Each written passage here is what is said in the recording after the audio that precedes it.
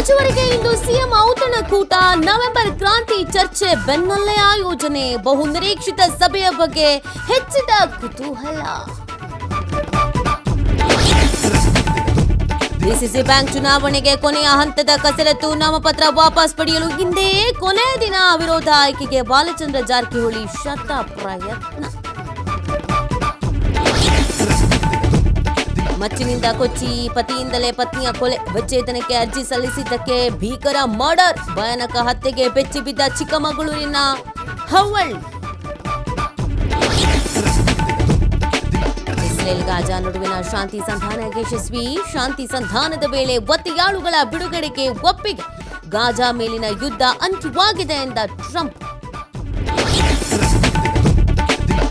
ಅಮೆರಿಕದ ಟೆಕ್ಸಾಸ್ನಲ್ಲಿ ಲಘು ವಿಮಾನ ಪತನ, ನೆಲಗಪ್ಪಳಿಸಿ ಬೆಂಕಿ ಉಂಡೆಗೆಂತಾದ ವಿಮಾನ, 2 ಸಜೀವ ದಹನ, 5 ಕಾರುಗಳು ಸುಟ್ಟು ಭಸ್ಮ.